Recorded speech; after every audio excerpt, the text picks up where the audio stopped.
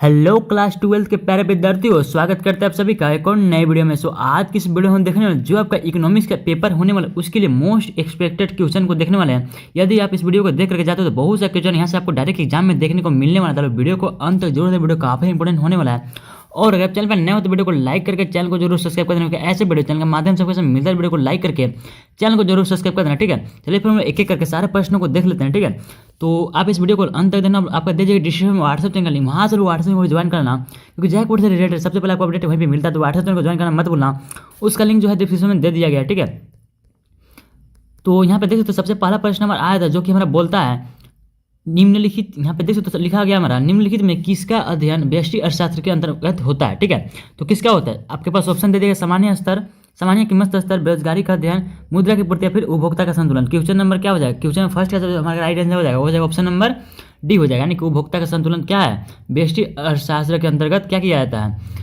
अध्ययन किया जाता है। ठीक है, आगे देखो क्वेश्चन नंबर 2 बोलता है हमारा, यहाँ पे 2 देख सकते हो लिखा गया आपका वस्तु की मुद्रा के सापेक्ष कुल उपयोगिता में परिवर्तन की दर को क्या कहते हैं। ठीक है, वस्तु की मुद्रा के सापेक्ष कुल उपयोगिता में परिवर्तन की दर को जो हम लोग बोलते हैं क्या बोलते हैं, इसका जो राइट आंसर है सीमांत उपयोगिता बोलते हैं। यानी कि ऑप्शन नंबर डी बिल्कुल इसका राइट आंसर हो जाएगा। आगे देखो क्वेश्चन नंबर 3 बोलता है हमारा, क्वेश्चन नंबर 3 यहाँ पे दे दिया गया आपका उदासीनता वक्र विश्लेषण से संबंधित निम्नलिखित कथनों में से कौन सा कथन सही है, कौन सा कथन आपसे पूछ रहा है कि सही हो जाएगा। ठीक है, यहाँ पे देखो कथन, यहाँ पे 4 कथन दे दिया। ठीक है, चारों में से पूछ रहे कौन कौन सा सही आपको बताना है। ठीक है, यहाँ पे 4 कथन दे दिया, तो इसका जो राइट आंसर हो जाएगा वो हो जाएगा ऑप्शन नंबर, यहाँ पे देख सकते हो कथन क्या क्या है आपके पास, उपभोक्ता का एक देश होता है। उसके बाद कथन 2 आपके पास सामान्य एक उदासीन वक्र मूल बिंदु की ओर अवतर होता है, या फिर तीसरा ऑप्शन आपके पास उदासीन मानचित्र में मूल बिंदु से दूरी पर अवस्थित उदासीन अपेक्षाकृत अधिक उपयोगिता को अभी तक उपयोगिता स्तर को मापता है। फिर ऑप्शन नंबर डी आपके पास कथन नंबर 4 आपके पास है संतुलन की अवस्था में उदासीनता वक्र की ढाल कीमतों के अनुपात के बराबर होता है। इसका जो राइट आंसर हो जाएगा ऑप्शन नंबर डी, यानी कि कथन नंबर 1, 3 और 4 आपका सही हो जाएगा। फिर से देख सकते हो कथन नंबर 1, 3 और 4 आपका सही हो जाएगा। आगे देखो क्वेश्चन नंबर 3 बोलता है हमारा, क्वेश्चन नंबर 4 बोलता है हमारा एक घटिया वस्तु के लिए मांग वक्र की ढाल कैसी होती है। एक घटिया वस्तु के लिए मांग वक्र की ढाल कैसी होती है आपसे पूछ रहा है। तो क्वेश्चन नंबर 4 का जो राइट आंसर हो जाएगा ऑप्शन नंबर ए, यानी कि धनात्मक होती है। कैसी होती है, धनात्मक होती है। इस चीज को आप लोग याद रखना। नेक्स्ट क्वेश्चन को हम लोग देख लेते हैं। आगे यहाँ पर देख सकते हो क्वेश्चन नंबर 5 बोलता है आपसे उपभोक्ता की आय बढ़ने से किस प्रकार की वस्तु की मांग कम हो जाती है, किस प्रकार की वस्तु की मांग कम हो जाती है, फिर पूछ रहा था। क्वेश्चन 5 का जो राइट आंसर हो जाएगा ऑप्शन नंबर डी। आप लोग हमेशा याद रखना, विभिन्न वस्तुओं का मांग क्या हो जाता है, कम हो जाता है। आगे देखो क्वेश्चन नंबर नेक्स्ट, यानी कि 6 नंबर क्वेश्चन बोलता है निम्नलिखित में से प्रतियोगी वस्तुओं का एक संयोग कौन सा, प्रतियोगी वस्तुओं का एक संयोग कौन सा आपसे पूछ रहा है। ठीक है, इसका जो राइट आंसर है क्वेश्चन नंबर 6 का हो जाएगा हमारा कम्बल और रजाई, जो कि एक दूसरे की जगह पे यूज किए जा सकते हैं। ठीक है, ऐसे वस्तुओं को क्या कहते हैं हम लोग, प्रतियोगी वस्तुओं कहते हैं।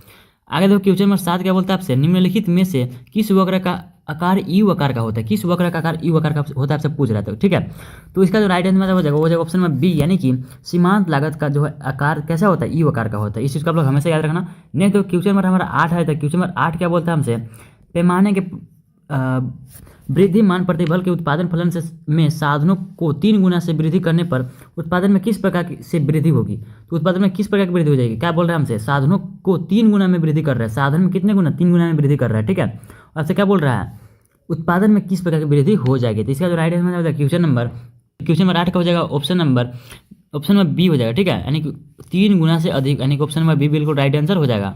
नेक्स्ट हमारा क्वेश्चन नंबर 9 बोलता है हमारा जब सीमांत लागत और औसत लागत से अधिक होती है, जब सीमांत लागत औसत लागत से अधिक होती है तब क्या होता है। तो क्वेश्चन नंबर 9 का हमारा राइट आंसर क्या हो जाएगा ऑप्शन नंबर सी, यानी कि औसत लागत बढ़ती है। ठीक है, औसत लागत बढ़ती है। 10 देखो 10 क्या बोलता है हमसे, 10 बोल रहा है हमसे किसी वस्तु की कीमत में 5% की वृद्धि करने पर, किसी वस्तु की कीमत में 5% की वृद्धि कर रहा है। ठीक है, आपसे क्या बोल रहा है उसकी पूर्ति मात्रा में कितना, 5% से 5% से क्या हो जाती है, 5% से बढ़ जाती है, यहाँ पे बढ़ जाती है। ठीक है, यहाँ पे क्या बोल रहा है जो वस्तु की पूर्ति होगी क्या होगा, इकाई लो सुधार हो जाएगा। ठीक है, क्योंकि दोनों बढ़ रहा है, दोनों क्या हो रहा है, भी वृद्धि कर रहा है, भी वृद्धि कर रहा है, तो इकाई लो सुधार हो जाएगा। आगे देखो क्वेश्चन नंबर 11 बोलते हैं आपसे यदि सरकार के द्वारा वस्तु के उत्पादन पर इकाई कर लगाती है तो उस वस्तु की पूर्ति क्या हो जाएगी, उस वस्तु की पूर्ति क्या हो जाएगी, कर लगाया जा रहा है उस पर, तो यानी कि उस वस्तु की पूर्ति जो है हमारा घट जाएगा। क्या हो जाएगा, ऑप्शन नंबर ए हो जाएगा। ठीक है, 11 का क्या हो जाएगा, ऑप्शन नंबर ए हो जाएगा। आगे देखो 12 नंबर प्रश्न बोलता है आपसे जब एक फर्म का पूर्ति वक्र कीमत अक्ष के समांतर होता है तो पूर्ति कीमत के सापेक्ष क्या होती है? पूर्ति कीमत के सापेक्ष क्या होती है? तो इसका राइट आंसर पूर्ण बेलोचदार होता है, यानी कि ऑप्शन नंबर डी बिल्कुल राइट आंसर हो जाएगा। ठीक है, नेक्स्ट देखो, नेक्स्ट क्वेश्चन बोलता है आपसे, क्वेश्चन नंबर 13 बोलता है आपसे, अन्य बातें समान रहने पर साधनों की कीमत के बढ़ने से संतुलन कीमत पर क्या प्रभाव होगा? क्या प्रभाव होगा? तो क्वेश्चन नंबर 13 का जो राइट आंसर हो जाएगा वो जाएगा ऑप्शन नंबर ए, यानी कि संतुलन कीमत बढ़ेगी। ठीक है, ऑप्शन नंबर ए बिल्कुल इसका राइट आंसर हो जाएगा। ठीक है, आगे देखो क्वेश्चन नंबर 14 क्या बोलता है हमसे? क्वेश्चन नंबर 14 बोलता है हमसे, बाजार में फर्मों के निबंध। तो क्वेश्चन नंबर 14 क्लियर नहीं, नेक्स्ट हम क्वेश्चन नंबर 15 को देखते हैं। क्वेश्चन नंबर 15 बोलता है आपसे, निम्नलिखित में से कौन एक समष्टिगत आर्थिक एजेंट है? कौन एक समष्टिगत आर्थिक एजेंट है? क्वेश्चन 15 का हमारा राइट आंसर हो जाएगा वो जाएगा ऑप्शन नंबर डी, यानी कि बैंक बिल्कुल करेक्ट आंसर हो जाएगा। आगे देखो 16 क्या बोलता है आपसे, निम्नलिखित में से किस पुस्तक के लेखक जे.एम. किंग्स है? जे.एम. किंग्स किस पुस्तक के लेखक है? ऑप्शन के पास वेल्थ ऑफ नेशन, या फिर इकोनॉमिक्स, या फिर प्रिंसिपल ऑफ इकोनॉमिक्स, या फिर the general theory of environment, internet and money. Question number कौन था आपसे? कौन था? क्वेश्चन नंबर 16 था ना, क्वेश्चन नंबर 16। इसका राइट आंसर क्या हो जाएगा? ऑप्शन नंबर डी हो जाएगा, क्योंकि देखो the general theory of employment, interest and money को जो लिखा था हमारे जेम्स किंग साहब ने लिखा था। ठीक है, नेक्स्ट देखो क्वेश्चन नंबर 17 क्या बोलता है आपसे?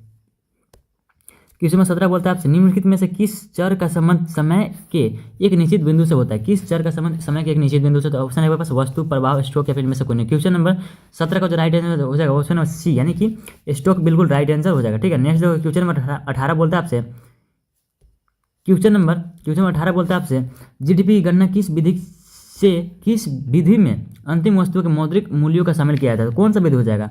सिंपल सा है, अंतिम वस्तु की बात करें तो कौन सा हो जाएगा? इसमें हो जाएगा हमारा उत्पादन विधि हो जाएगा ना, ऑप्शन नंबर ए हो जाएगा। क्वेश्चन नंबर 18 का जो राइट आंसर हो जाएगा हमारा ऑप्शन नंबर ए हो जाएगा। ठीक है, यानी कि उत्पादन विधि बिल्कुल राइट आंसर हो जाएगा। क्वेश्चन नंबर 19 बोलता है वस्तु विनिमय प्रणाली का एक दोष निम्न में से कौन सा है? मूल्य संचय का अभाव, हाँ। वस्तु द्वारा संयोग का अभाव, हाँ। मूल्य मापन का समस्या, हाँ। तो ऑप्शन नंबर डी, यानी कि इनमें से सभी बिल्कुल इसका राइट आंसर हो जाएगा। ठीक है, आगे देखो क्वेश्चन नंबर 20 क्या बोलता है आपसे? 20 बोलता है आपसे, व्यावसायिक बैंक का एक कार्य निम्नलिखित में से कौन सा नहीं है? कौन सा नहीं है? ऋण निर्गमन करना, हाँ ये तो है। बचत बैंक खाते में जमा स्वीकार करना है भी है। सरकार का बैंक तो नहीं है। ऑप्शन नंबर सी बिल्कुल राइट आंसर हो जाएगा। ठीक है, कौन सा नहीं आपसे पूछा था तो कौन सा जाएगा?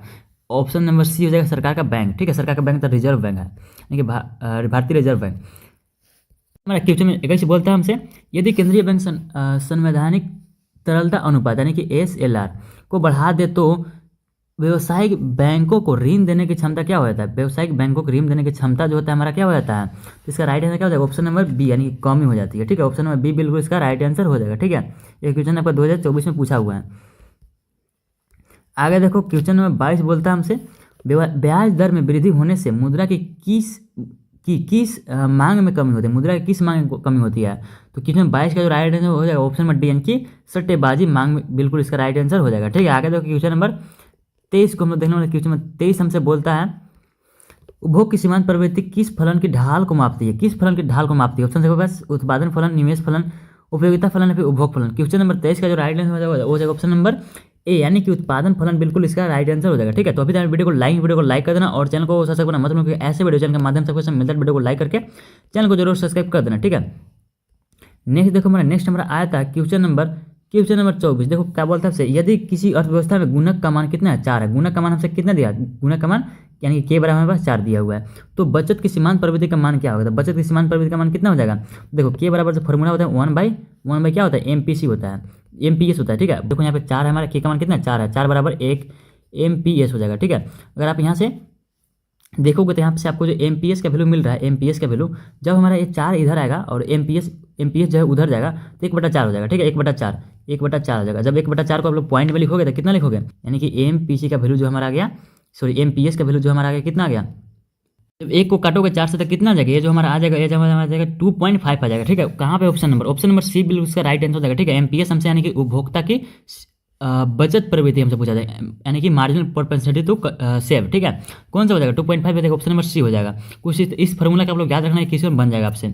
आगे देखो क्वेश्चन नंबर नेक्स्ट यानी कि क्वेश्चन नंबर 25 बोलता है हमसे, उपभोग की सीमांत प्रवृत्ति में वृद्धि समग्र मांग को किस प्रकार प्रभावित करती है? तो क्वेश्चन 25 का जो हमारा राइट आंसर हो जाएगा वो ऑप्शन बी, यानी कि समग्र मांग का वक्र की ढाल बढ़ेगी। आगे देखो 26 बोलता है हमसे, 26 क्या बोलता है, सरकार के राजस्व आय का एक स्रोत निम्न में से कौन सा, सरकार का राजस्व आय का बात कर रहा है, तो कौन सा हो जाएगा, क्वेश्चन नंबर 26 का राइट आंसर हो जाएगा ऑप्शन नंबर डी हो जाएगा, यानी कि सरकारी निवेश से लाभांश। ठीक है, तो किस प्रकार के बजट में सरकार का व्यय उसके आगम से अधिक होता है, किस प्रकार के बजट में उसके सरकार का व्यय उसके आगम से अधिक होता है, तो इसका राइट आंसर क्या हो जाएगा, क्वेश्चन नंबर 27 का वो जगह मैंने आप लोग हमेशा याद रखें, घाटे का बजट में ऐसा होता है। अगर 28 क्या बोलता है हमसे, भारत में निम्नलिखित में से किस उत्पाद को जीएसटी से बाहर रखा गया है, जीएसटी से बाहर रखा गया है, तो तंबाकू उत्पादन, लेखन सामग्री, आभूषण या फिर पेट्रोलियम उत्पाद। तो क्वेश्चन 28 का जो राइट आंसर हो जाएगा ऑप्शन नंबर डी, यानी कि पेट्रोलियम उत्पाद को बाहर रखा गया है। इस चीज़ को आप लोग याद रखना, काफ़ी ज़्यादा मोस्ट इंपोर्टेंट क्वेश्चन है। नहीं देखो 29 आपसे क्या बोलता है, सरकार के द्वारा एकमुश्त कर लगाने से अर्थव्यवस्था में संतुलन आय पर क्या प्रभाव होता है, क्या प्रभाव होता है, तो क्वेश्चन नंबर 29 का जो राइट आंसर हो जाएगा ऑप्शन नंबर बी, यानी कि संतुलन आय में कमी होगी। क्या हो जाएगी, संतुलन आय में कमी हो जाएगी। नहीं देखो आज का हमारा लास्ट प्रश्न आज का होने वाला है 30 आपका बोलता है, भारत में विदेशी मुद्रा के प्रभाव का एक कारण है, भारत में विदेशी मुद्रा के प्रभाव का कारण क्या है, विदेशी उपहार, हाँ, विदेशी प्रत्यक्ष निवेश, हाँ, वस्तु एवं सेवाओं का निर्यात, हाँ, तो ऑप्शन नंबर डी यानी कि इनमें से सभी बिल्कुल इसका राइट आंसर हो जाएगा। ठीक है, आई होप कि आप लोग वीडियो पसंद है, वीडियो को लाइक कर देना और चैनल को सब्सक्राइब करना मत भूलना। मिलता है किसी नेक्स्ट वीडियो के लिए, बाय बाय।